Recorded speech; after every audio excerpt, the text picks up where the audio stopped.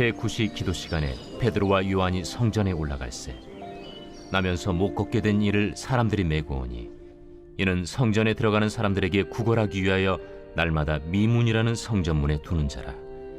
그가 베드로와 요한이 성전에 들어가려 함을 보고 구걸하거늘 베드로가 요한과 더불어 주목하여 우리를 보라. 그가 그들에게서 무엇을 얻을까 하여 바라보거늘 은과 금은 내게 없거니와 내게 있는 이것을 내게 주노니 나사렛 예수 그리스도의 이름으로 일어나 걸으라. 오른손을 잡아 일으키니 발과 발목이 곧 힘을 얻고 뛰어서서 걸으며 그들과 함께 성전으로 들어가면서 걷기도 하고 뛰기도 하며 하나님을 찬송하니 모든 백성이 그 걷는 것과 하나님을 찬송함을 보고 그가 본래 성전 미문에 앉아 구걸하던 사람인 줄 알고 그에게 일어난 일로 인하여 심히 놀랍게 여기며 놀라니라. 할렐루야. 우리 사교구 성도 여러분, 한 주간 평안하셨나요? 오늘 함께 가정예배 드릴 때 하나님의 크신 은혜가 우리 믿음의 성도님들과 가정마다 함께하기를 간절히 소망합니다. 한 유치원에서 아빠와 함께하는 시간이라는 프로그램의 일환으로 아이들과 함께 동물원에 놀러 갔다고 합니다. 아이들을 데리고 코끼리, 기린, 하마, 호랑이 등을 보면서 즐거운 시간을 보냈다고 해요. 그러다가 다람쥐가 쳇바퀴를 돌리는 것을 보던 한 아이가 아빠를 향해서 묻습니다. 아빠! 저 다람쥐는 왜 자꾸 바퀴를 굴려요?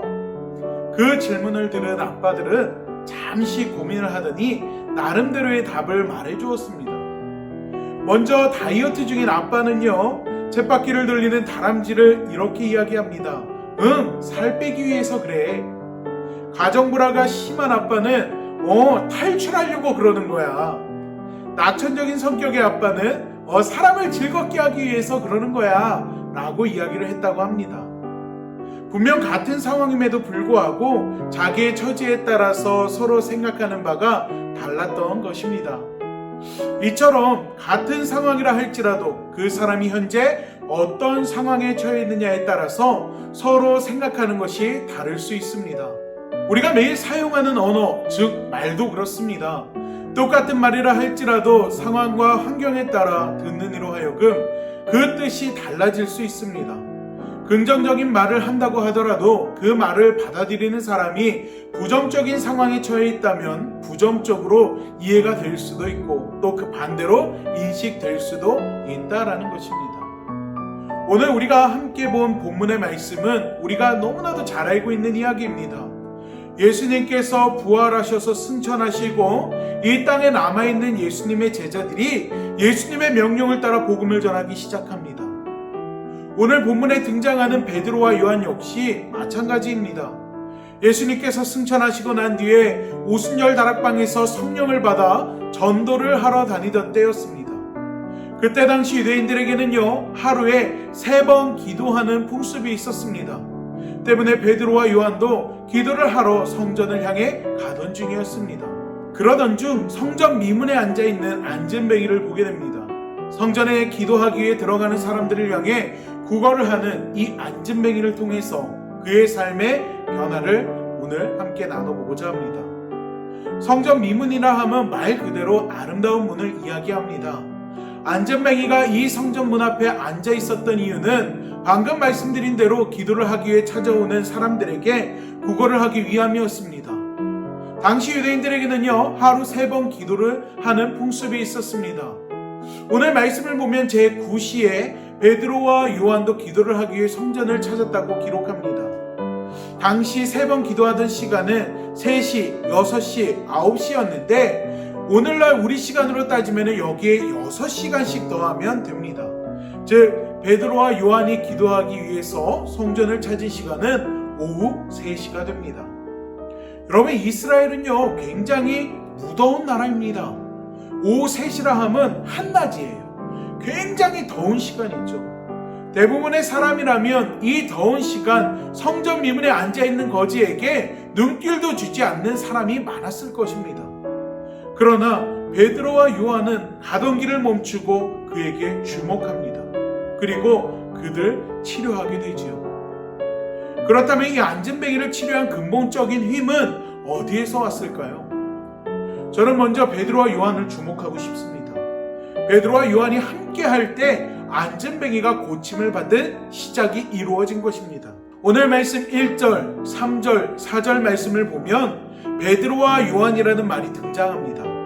이 말은 곧 베드로와 요한이 함께 하였다는 것을 이야기합니다. 여러분, 사실 베드로와 요한은 함께하기 참 힘든 사람들이었습니다. 왜냐? 성격이 너무나도 달랐어요. 베드로의 성격을 한번 볼까요? 여러분, 베드로의 성격은 어떻다고 알고 계십니까? 성경을 통해 알 수 있는 베드로의 성격은 굉장히 다혈질적인 성격입니다. 참지 못하고 쉽게 흥분하고 또 굉장히 과격한 성격을 가지고 있는 것이 바로 베드로였습니다. 때문에 예수님이 잡히시던 날 칼을 빼서 제사장의 종의 귀를 치기도 하고 또 생각 없이 뱉은 말에 예수님께 사단아 내 뒤로 물러가라라고 하는 저주를 듣기도 했습니다. 반면 요한의 성격은 어떨까요? 베드로와는 정반대였습니다. 많은 성경학자들이 요한의 성격을 소심하고 여성스러운 성격이었다라고 이야기합니다. 이처럼 베드로와 요한의 성격의 차이가 극과 극에 달하는 사람들이었습니다. 때문에 서로 다른 성격을 가진 이 두 사람이 함께 협력한다는 것은 결코 쉽지 않은 일이었습니다. 왜냐하면 협력한다는 것은요, 곧 자기를 낮추고 상대방의 의견을 존중하는 일입니다. 나의 의견, 나의 생각을 굽힌다는 것을 의미하죠. 그러나 그럼에도 그들이 하나가 되어서 함께 할 때 기적이 일어날 준비가 되어 있었다라는 것입니다. 안진뱅이를 고친 근본적인 힘의 두 번째는 그것이 다름 아닌 예수 그리스도의 이름에서 나왔다라는 것입니다. 저는 오늘 이 말씀을 읽을 때마다 온몸에 닭살이 돋는 느낌이 듭니다. 마치 통쾌한 영화나 드라마를 본 것 같은 그런 느낌이랄까요? 요즘 말로 하면 사이다라고 하는 그런 마음이 듭니다. 오늘 본문 말씀을 보면 베드로와 요한의 멋진 고백이자 믿음의 선포가 등장합니다. 은과 금은 내게 없거니와 내게 있는 것을 내게 주노니 곧 나사렛 예수의 이름으로 명하노니 걸으라. 여러분, 이 안진뱅이는요 굉장히 똑똑한 사람이었습니다. 그는 시장이나 사람들이 많이 다니는 곳이 아닌 성전 미문 앞을 택하고 그곳에 매일 나가 앉아 있었습니다. 왜 많고 많은 자리 중에 성전 앞이었을까요? 성전 앞은요 하루에 3번 기도하러 오는 사람들이 정해져 있었습니다. 고정적인 사람들이에요. 그리고 기도하러 들어가는 사람들 혹은 기도하고 나오는 사람들의 심리 상태가 어떨까요? 가난하고 어려운 사람을 도와주는 것을 당연하게 생각했을 것입니다. 때문에 구걸을 할 때 동정심도 쉽게 유발할 수 있었겠죠. 그런데 중요한 것은 이 모든 것이 인간적인 생각과 방법이라는 것입니다. 안진뱅이는 인간적인 생각과 방법을 통해서 금이나 은과 같은 물질적인 것을 구했습니다. 그런데 여러분, 안진뱅이가 앉아있는 곳은 성전 앞입니다.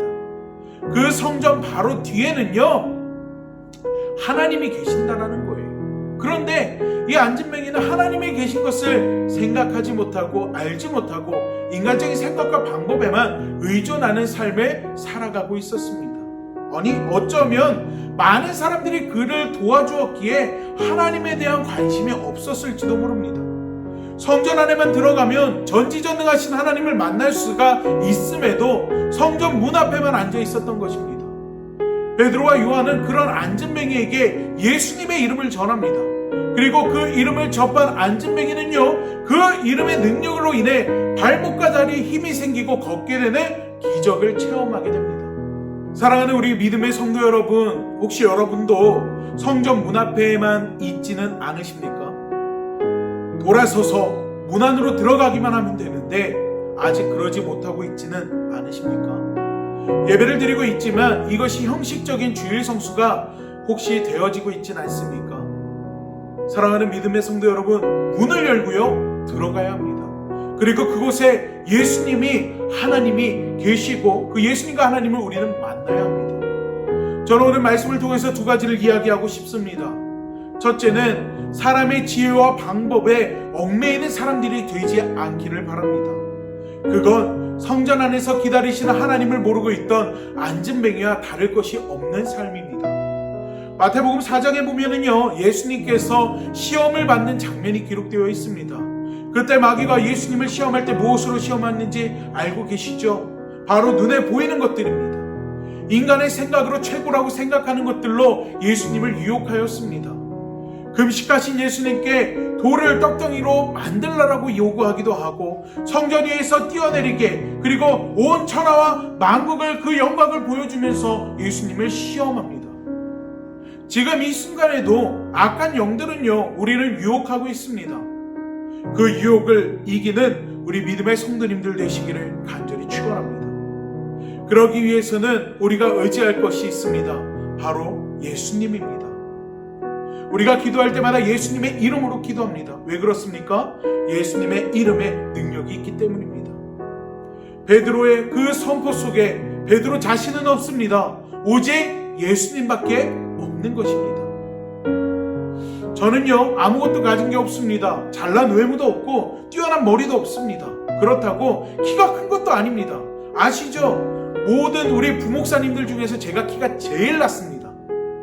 몸무게는 천하장사급이라는 것도 알고 계시죠? 그런데도요 저는 베드로처럼 자신있게 예수님의 능력을 이야기할 수가 있습니다. 왜냐? 저는요 예수님을 의지할 때 예수님께서 제 삶 가운데 놀라운 일들을 일으켜 주셨던 것을 경험했던 경험자이기 때문입니다. 두 번째는요 안진뱅이의 삶의 변화입니다. 그는 걷지 못하는 자였습니다. 예수님의 이름을 듣는 순간 그가 걷고 뛰며 찬양하는 행동에 그 삶의 변화가 일어나게 됩니다.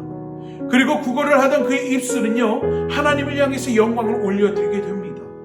또한 성전 문 앞에 앉아있던 것이 아니라 이제는 성전 안으로 들어가게 되는 것을 우리는 말씀을 통해 알 수 있습니다. 이 변화가 우리 믿음의 성도들에게도 동일하게 일어나기를 간절히 원합니다. 여러분 솔직하게 내 자신의 신앙을 한번 돌아보았으면 좋겠습니다. 혹시 여러분의 영적인 상태가 안진뱅이와 같지 않은가요? 교회에서 나와 예배를 드리지만 우리의 삶은 영적인 안진뱅이가 되어 있지는 않은지 한번 생각해 보았으면 좋겠습니다. 혹 영적인 안진뱅이의 상태라면 예수님을 의지하시길 원합니다. 그렇게 된다면 분명 안진뱅이처럼 삶의 변화가 일어나게 됩니다. 그 삶의 변화는요 여러분의 앞으로 미래를 변화시키는 삶의 시발점이 될 것입니다. 그리고 영적인 안진뱅이가 아니라 베드로와 요한처럼 예수님을 선포하고 전하는 사람들이 되기를 간절히 소망합니다. 여러분이 선포하는 그 이름의 능력으로 여러분의 삶이, 여러분의 가정이, 여러분이 속해 있는 모든 환경이 변화되게 되기를 간절히 축원합니다. 우리 기도하겠습니다. 하나님, 우리가 가지고 있는 믿음과 신앙을 되돌아봅니다. 하나님, 혹 우리도 영적인 안진뱅이가 되어서 하나님을 의지하지 못하고 하나님 앞에 나아가지 못하고 삶의 문제를 단지 눈에 보여지는 것으로 인간적인 생각으로 해결하려고 하고 있지는 않습니까? 코로나라는 그 힘든 상황을 핑계 삼아 하나님을 바라보기보다는 세상 사람들을 바라보고 있지는 않습니까?